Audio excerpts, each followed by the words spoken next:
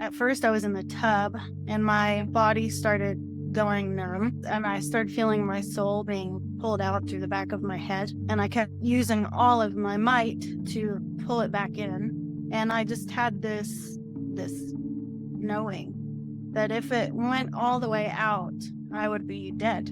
I had this overwhelming regret that I had taken my life for granted and treated my body like a trash can.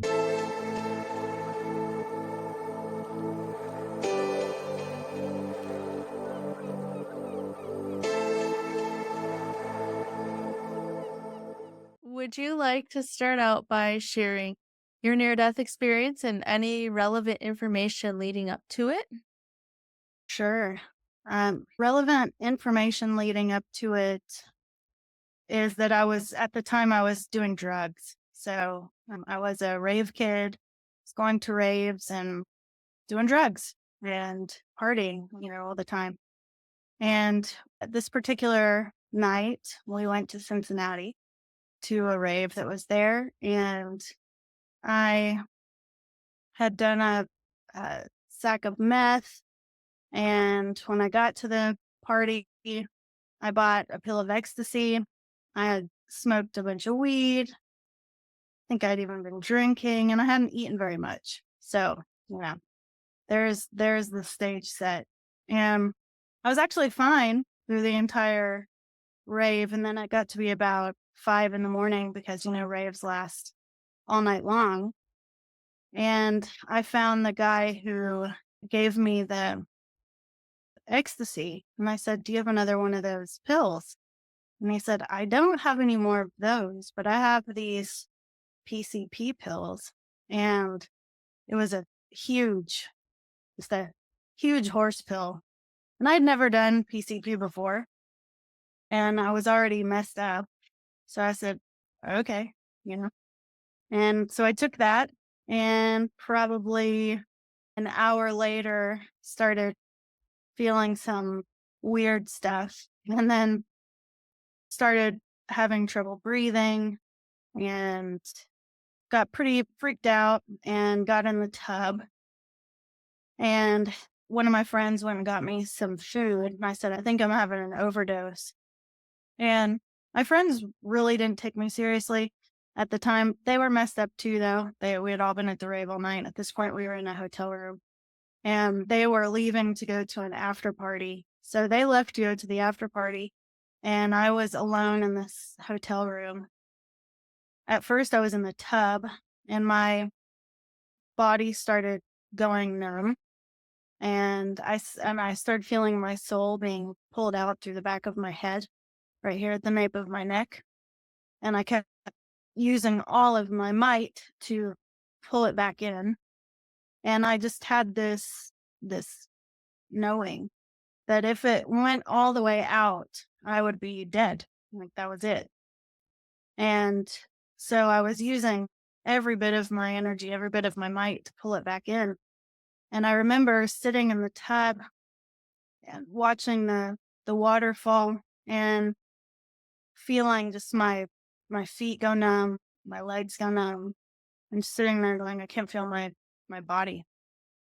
And PCP it's a pretty dark drug. I did a lot of drugs at that time, but this one in particular was it had this kind of a dirty feel to it. So while I was going through this very scary experience, it was also like everything was colored in a very dirty light. Just I don't know how else to explain it like that. It's just like LSD always had this kind of crispness about it and lots of colors and movement. And there was movement with the PCP, but it was dark and dirty. Like, there was no brightness, there was no bright colors. It was just very dingy. And I started praying because I knew I was overdosing. I knew that I was dying. And at some point, I slipped into a in between state and had this energy that showed up. It was like a tsunami. It didn't particularly have a shape or a color or anything like that. It was more sensory. Like I could feel it, and through my feeling it, I could see it. And it was massive, just enormous, like made me feel like this big, probably the way you would feel standing on the beach with a tsunami coming at you, just like, oh. And that's how I felt. And I said to the inner, I talked to the energy, calling it God. And all this is happening through thought, through, telepathic conversation. And it said back to me telepathically, a better name is Kashikta. And I didn't know what that word meant. I just thought it was giving me some kind of a name. I learned later from my dad that word actually means history in German, which I think is very interesting. But I had a conversation with this energy, and it was like the energy was showing me the the error of my thinking, the error of my perspective in life.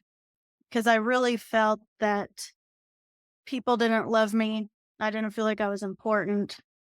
I had had a rough childhood, and I I was very consumed with pain at that time, pain from my childhood, and just, I was pretty stuck in that.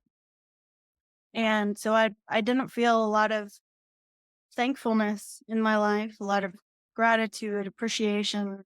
I didn't see a lot of light.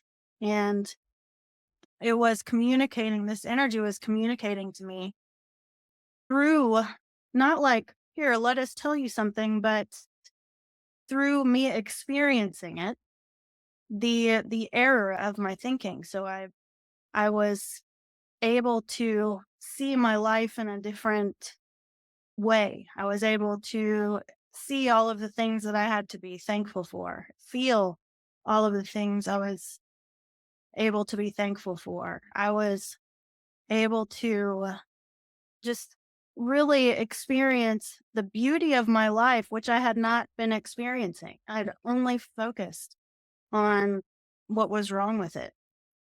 Not only, but primarily focused on what was wrong with it. And and then I was shown my funeral, and there were so many people there. It was and everyone was upset. And so I saw how negatively affected all of these people, number one, but I also saw that it was because they loved me that they were negatively affected, and I felt it. And so I had this just immediate comprehension, understanding, realization of the love that was actually already there for me in my life, which I hadn't been paying attention to, and had this overwhelming regret that I had taken myself for granted, taken my life for granted, and treated my body like a trash can. So all of this is happening. I don't know exactly the time frame that this was all happening. It was a few hours, 5 hours or so that this whole thing was taking place. But I communicated to this energy, I see my error. I see the error of my conduct. I see the error of my thinking, of my focus, and I will change it. I will change my life if I get to live. I will do whatever is asked of me. And at some point, I passed out. And when I woke up, clearly I was still alive. And from that point forward, my life started becoming different, interesting. I still had plenty of things to work through. I still had the trauma of my past to work through and all that kind of thing. But I had a much more renewed interest in spirituality. I had an interest in exploring who I was without the use of drugs. I was very interested in becoming my potential. So I began seeking out different inspiring people, one of which was Gandhi. And I was raised Christian, so Jesus was always inspiring to me also. And to this day, I just really enjoy studying inspiring people and trying to understand how they see the world, how they think, how they conduct themselves, so that I can better understand how to reach my own potential in similar fashions. So from that point forward, I started having some interesting mystical experiences. One of which was when I'm an artist and I worked at a framing store. I managed a framing store. So framing as in I framed artwork. And we did a lot of bulk orders. So I was alone the majority of the time. We didn't have a lot of customers. We had few customers that had large orders. And so I spent most of the time in the back framing artwork. Before this happened, I was a serious insomniac, like as long as I can remember. And after this happened, every single day at noon, somewhere around there, somewhere midday, I would get this overwhelming tiredness and have to lie down. And I would just lie down on the tables where I was working. And when I would lie down, I would go under and I couldn't move my body and I couldn't open my eyes, but I could hear voices around me, people. And it was very casual. I couldn't tell what they were saying, but there was no sense of urgency or fear or anything like that. It was actually relaxing but confusing because I didn't understand where I was.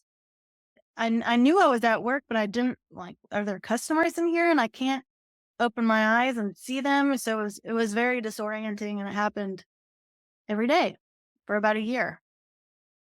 And then it stopped.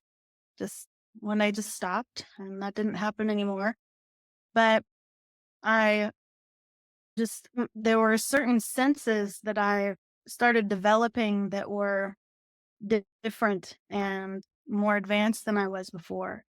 Just as far as what I could feel from people, being able to feel when someone was telling me something that they didn't mean, so lying, or being able to feel people's emotions very acutely, and a deeper way of interacting with the world, a more connected way of interacting with the world, and not just the world, but whatever is beyond this world. So I started having interactions with people who passed on, with just my entire world really, really opened up and became very mystical and different.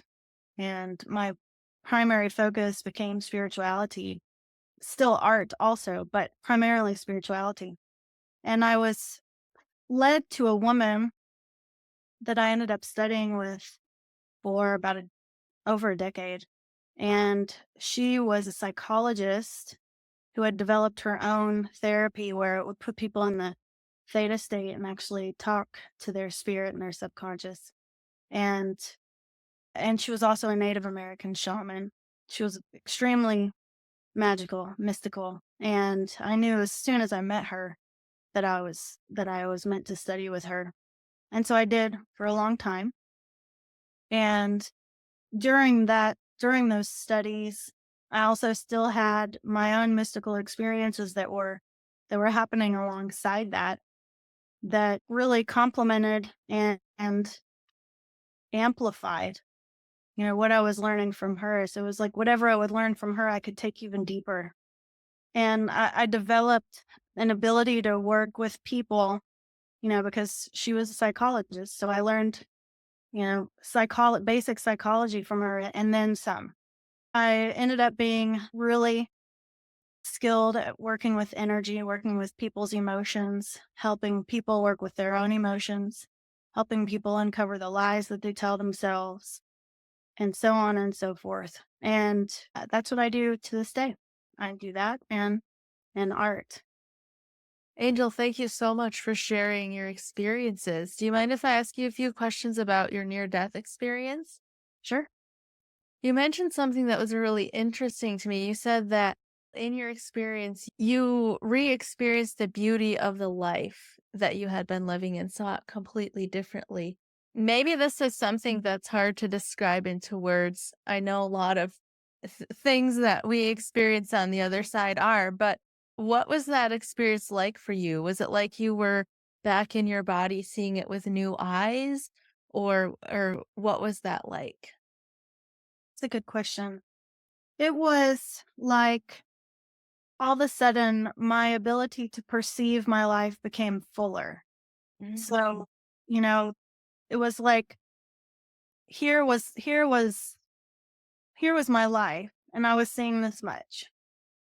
And it was like a door opened and illuminated all of this other beauty that I was just bypassing. And we have a tendency to do that as human beings. We have a tendency to really focus on our pain and allow it to become the largest aspect of our life. It can consume us. And a lot of people that I work with, that have been labeled mentally ill, that's the main issue is there is way too much focus on what's wrong. And it you get stuck in a loop right there, and it's a loop that keeps feeding itself. And then you generate this way of being, this frequency of being that is it it's dark and it's depressing. And the expectations that exist there are disappointing. And you can really just become completely caught up in that world. All the while, there's this whole other part of your life that actually exists, but you're not engaging with it. And that's what it was like. I got to see, I saw, oh, there's so much that I'm not engaging with. I'm not engaging with these people's love for me. I'm not engaging with the joy that I experience when I'm, with this person or with this animal. I'm not I'm not engaging with the joy I feel when the sun is warming my bones. Just the little simple things that we take for granted when we're too focused on the pain and too focused on what's wrong. So it was like a door that was cracked opened wide, and all of a sudden I was able to receive all this different information and emotion. It was a door opened on my emotional field that was very life-changing, and of course, it changed my perspective on everything also. Right. Thank you so much for sharing those examples. It makes it practical for people. So, do you find now that you've had that experience that it's easier for you to engage with your entire life and all those beautiful things that are available to you? Or do you sometimes still find yourself slipping back into the narrower view of life? For the most part, the door stays wide open for me, Hmm. and I I don't have the same problems with depression like I used to. I don't know exactly the day, but there was a point where I just stopped feeling suicidal. And I really had felt suicidal for the majority of my life, even after the near death experience. And I'd even been institutionalized for attempted suicide when I was 14. So I I always had that groove kind of going in me. It was always a lot of people who are suicidal, it's always this escape route. Well, if it gets too bad, I'll just kill myself, and it's just this loop that runs, this groove that's always there, and it's really easy to fall into. And at some point, that stopped, and that groove is no longer there at all. I just don't I I do not think about death in the same way. And in fact, I have no interest in escaping this life. I'm very much enjoying this life, very appreciative of this life. And through my appreciation, I've been able to create a beautiful life for myself. one where I'm very content with the people in it, content with, what I do to make money, content with my relationship with nature. Just I really experience the beauty more than anything else. But I will say that it's taken a lot of work. It's not like the I had this near death experience and then poof, all of a sudden I was just happy all the time. No, it wasn't like that at all. I went through really rough things after that. There were some really rough mystical things I went through that I haven't even talked about on here. But I had dark, dark times after that. But I developed a persistence in finding my way through darkness and always reminding myself that there was something there to learn. There was some kind of gift in it. And it was my duty, my job, my responsibility to figure out what that was and come out of it. It was my responsibility to transform that energy. And I'm really good at that now. So I can take any dark, depressing situation that I might go through and I can be present with it while it's happening. And it can still, kind of destroy me for a while, but I will navigate through it and I will find my healthiest perspective in regard to it. And I will triumph. And so that is my attitude now when facing anything difficult. And I really think that that is one of the keys to life. This life isn't it's not about being easy. It's about becoming so strong that you're able to be open and receptive and you allow this world to break your heart and you allow the heartbreak to teach you about the beauty too.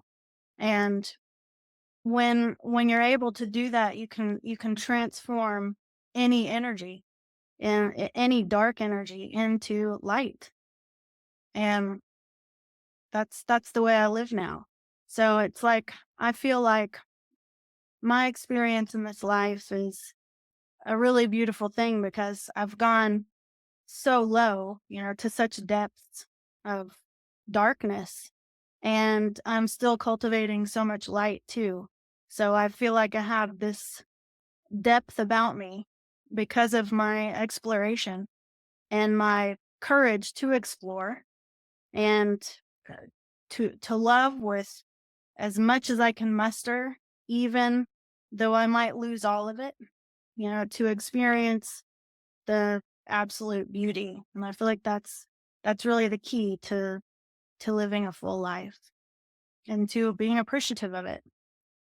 Because what I've learned is and I learned this because of my near death experience. No matter what, when you're right there about to die, it all becomes beautiful. You think that you hate all of these things and I'll never be, thankful that that happened and all this, but it's like you when you come to the end of your life and you look back on it, it all has beauty somehow. Like you can feel it and you can extract something beautiful that happened even out of the darkest times. So learning to be able to do that while you're living instead of waiting until that moment where you're, dying is it's one of the keys. It's one of the keys to enjoying life, to appreciating life. I love what you shared. And I'd like to ask what advice you would have for someone who may be listening to what you're saying and recognizing themselves that maybe they're at a darker place in their life where you were before your near death experience. You mentioned that you had to go through quite a healing journey and go through some pretty dark lows before you got to where you are today. So what steps would you give people to take to begin that process of expanding their awareness? What I learned from myself and what I've learned from working with people is that, interestingly enough, when we're in pain, we actually are constantly trying to escape the pain. So, and it ends up being this cycle. So you try to escape the pain, then you're still in the pain, and it's like you can't get out of it. And what I've found is that one of the main reasons for that is because we're trying to escape it instead of just being with it. And by being with it, I mean like being present with it.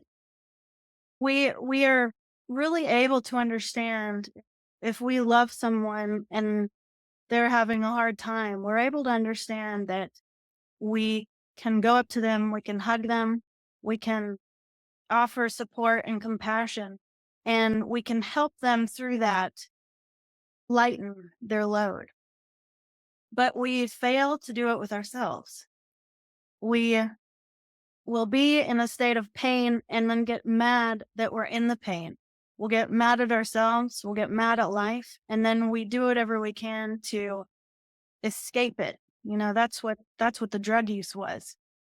But there's a ton of different escape patterns that people have, and especially in this day and age with all of the distraction.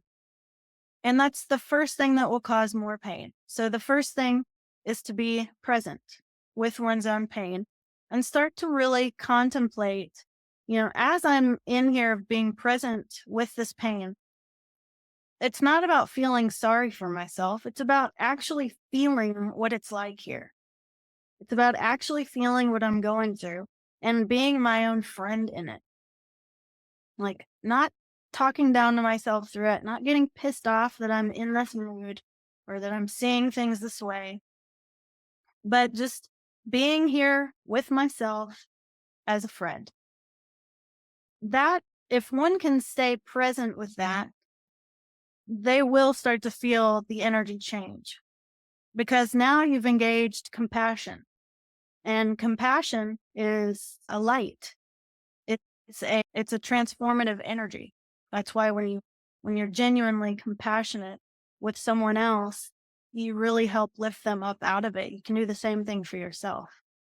And I would say really start to notice the difference between compassion and pity because they're different. The energy of compassion is, I love you and I'm here with you, I'm present with you. And through that, you know that you're not alone, and therefore you are being lifted up.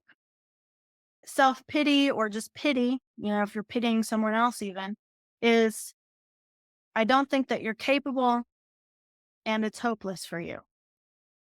And when you really examine the energy of those two, that's what they are. And they're very, very different, and they do different things to our mind. So when you're in pain and experiencing self-pity, you get yourself stuck in a loop because you're actually giving yourself the message that you're always going to be there and you're always going to be pathetic there, which is, if you really feel what that energy is, it's more close to self-hatred, self-loathing than it is to being one's own friend. So that's the first thing. Become really aware of that. And then become aware of the excuses that are made in the mind in regard to it. So, one of the things that I noticed in my own journey was, as I was in a dark place and feeling sorry for myself, I actually would use it as an excuse for all kinds of things. It was an excuse to, not smile at someone that I genuinely cared for, an excuse to not show up to something that I thought would be fun, an excuse to, not be responsible for the way that I treated someone, just excuses to escape accountability. So the second thing is become accountable. Like, really challenge yourself to be accountable for where you are. if you're in a dark place, it's very likely that something happened to you and you're there for that reason. But it's also possible that you're there and making it a deeper hole because of your own lack of accountability. The one thing that I've seen across the board uh, through this through the decade of helping people, one of the things that causes the most misery is lack of accountability. And I mean misery on every level. Physical health, mental health, emotional health, spiritual health. The more accountable someone is, the more content they are. The more unaccountable someone is, the more miserable they are. And it, it it's a it plays out every single time to be just obvious. And so to truly reflect on how can I be more accountable? How can I be accountable for the way I conduct myself? How can I be more accountable for the way I treat people? How can I be more accountable for my emotional states? How can I be more accountable in any setting? And then holding oneself to those standards and not beating oneself up if you don't achieve the standards, but again, engaging that friendship, like the first thing I talked about. So when you engage with friendship and you engage with your own accountability, what you start to do is actually remove excuses.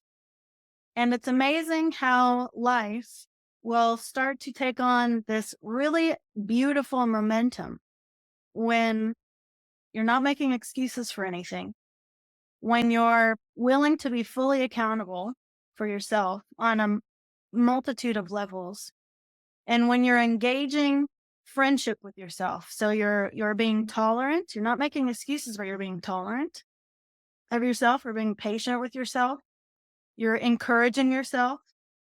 Those all those all are important. Those are the first two that I would start with if you're in that dark of a place. And to never expect someone else to do all the work for you.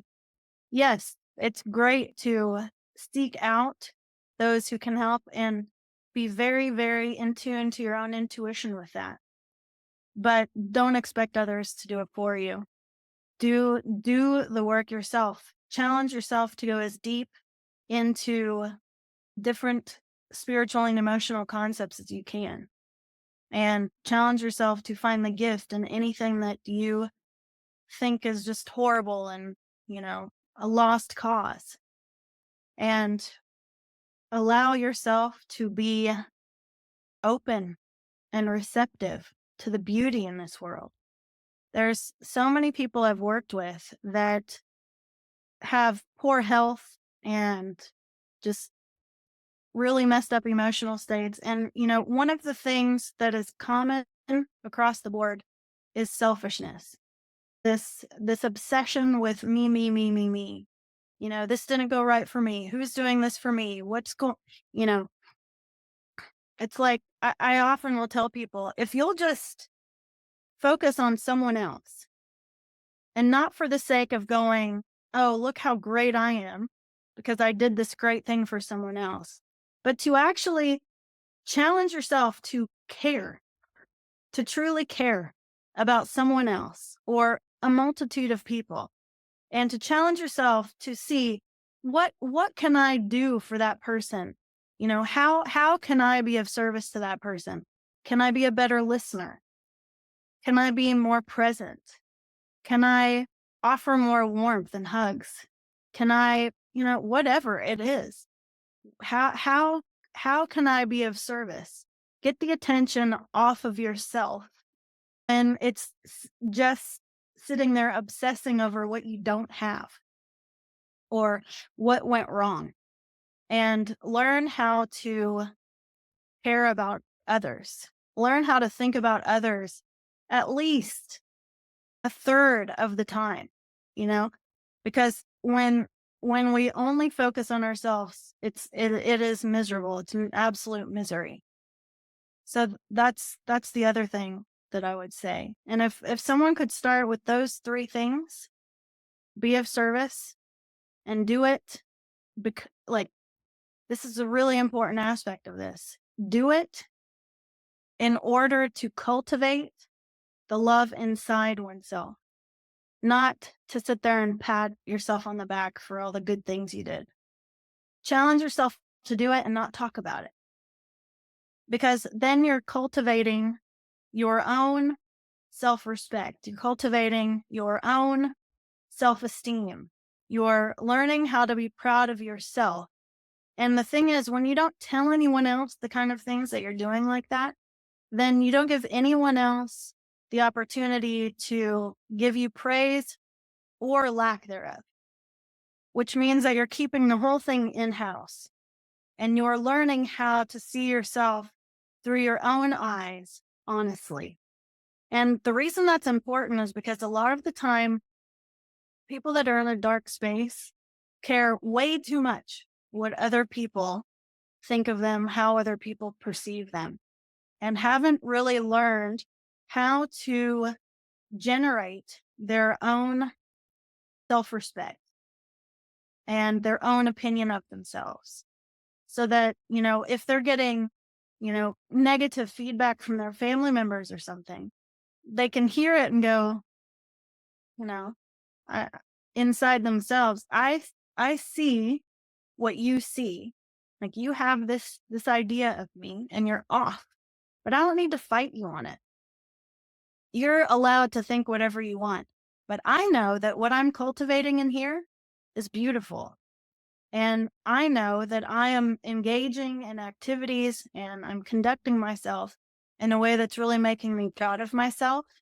And if I'm consistent with that, eventually you'll see it too. But it's not my first priority for you to see it. And I don't have to constantly be in a state of response to whatever your perspective is of me. And the more that I can generate my own self worth, my own self respect, my own self esteem, the less your opinion is going to have a charge. And that's a really important part of mental and emotional health. So that's a lot to start with if someone can start with those things. Yeah, I loved what you said, everything that you said, especially your last point about keeping what you're doing within yourself and generating that self-respect and letting that be enough. I think that something that can be helpful for so many people. Yeah. Did you mention that you've had several other mystical experiences? Are there any others that you'd like to share? So, well, I've had a lot of them, because I work with people in all different types of ways. And so I've had experiences with, what other people would call possession. I I'm really able to see more than just what's going on here that we think is real. And I can't really go into detail about any of it because it will take too long. But if on my YouTube channel there's a webinar that I did called the attachment webinar, and anyone is welcome to listen to that. It's got quite a few on there. I had experiences even myself with what most people would call possession, and that happened when I was 20. Started when I was 21, lasted for 3.5 years, and it was one of the darkest times of my life. And the woman that I studied with, she was the one that helped me figure out what had happened to me. That's a much longer story. We could do another talk on that one if you wanted to. Sure, I would love to actually. But what that experience was actually was it was a training for me to understand what alchemy was, how to truly transform a darker or an immature energy into a mature energy. And, that's really the basis of what I do now and what I help other people with. And that's the basis for becoming healthy in general is learning how to take chaotic, dark, you know, stagnant, depressed energy and transform it into life giving energy or health. And that 3.5 year experience that I had was the long, drawn out version of of the alchemy that I can now do in about 20 minutes.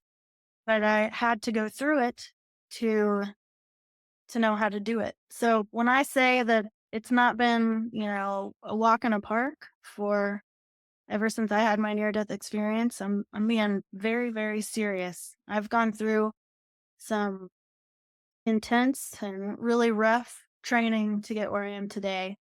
And I've seen some scary, dark things, and I've interacted with some scary and dark things.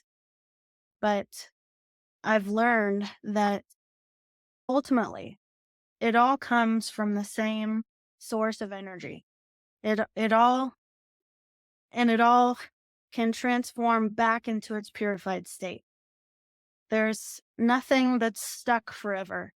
And that's a really important concept, especially when you're someone that feels like everything's hopeless. It's not. It's all energy and it can be transformed. But with human beings, we are so complex, and even when we die, we are able to leave behind imprints. Okay, so that's like when you hear about haunted houses and that kind of thing, that's imprints. So somehow there's a fabric of reality that when trauma occurs and the energy of the trauma was not transformed and healed or purified, and there's an imprint left. And because we're energy, we can also be affected by those imprints. And this world has a lot of imprint that we're all interacting with every day and don't even realize it. And we can become more aware and more powerful in our ability to transform energy. And I really think that's, what's next for humanity. Mm. It's is fully comprehending that we are energetic beings first and foremost. And we actually have a responsibility to learn how to transform energy. And if we're coming into contact with the energy, then somehow we're involved in the responsibility of its transformation. And when large amounts of humans start to take that responsibility seriously and engage with it and become stronger, then we can really change what's going on here. Mm. I agree 100% with that.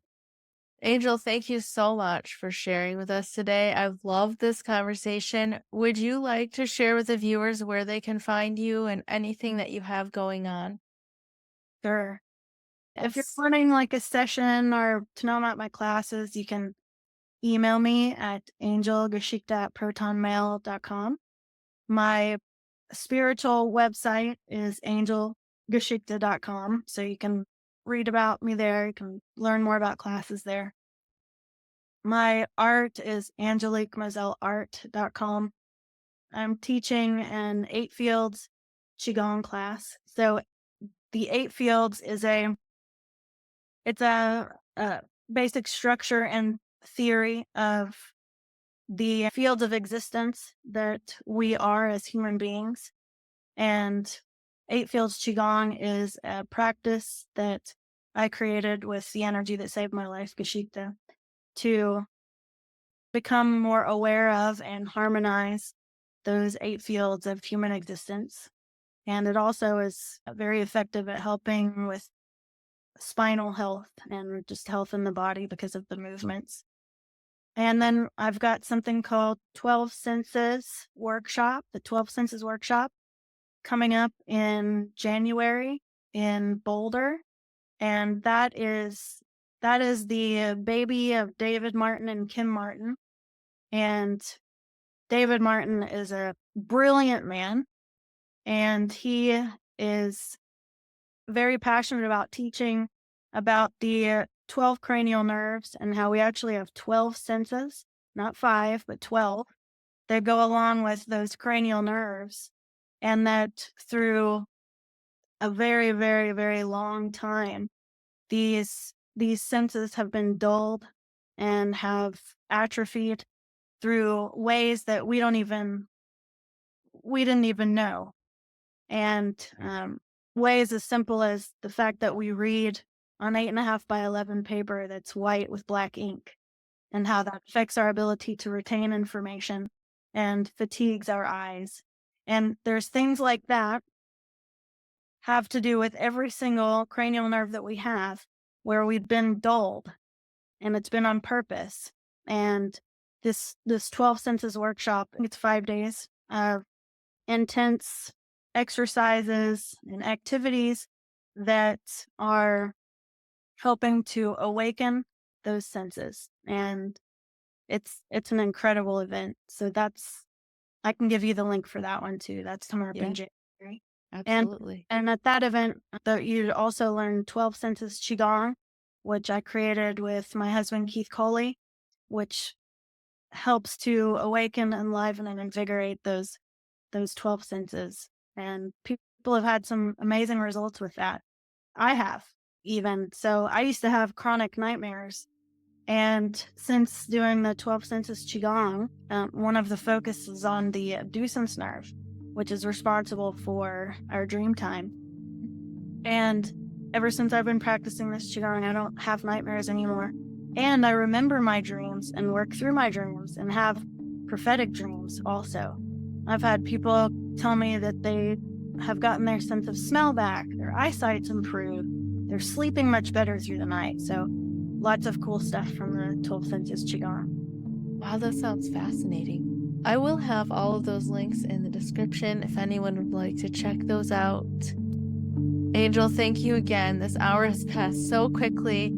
Thank you for watching and listening. Your views, likes, comments, and shares truly make the biggest difference in supporting this channel. Don't forget to check the show notes for all the links to today's guest, as well as my links. You'll find me on social media at Love Covered Life, my website, lovecoveredlife.com, and the Be a Guest link for anybody who would like to be a guest on the channel. I have great news. Love Covered Life podcast is coming available on audio podcast. You can find it wherever you listen to your audio podcasts.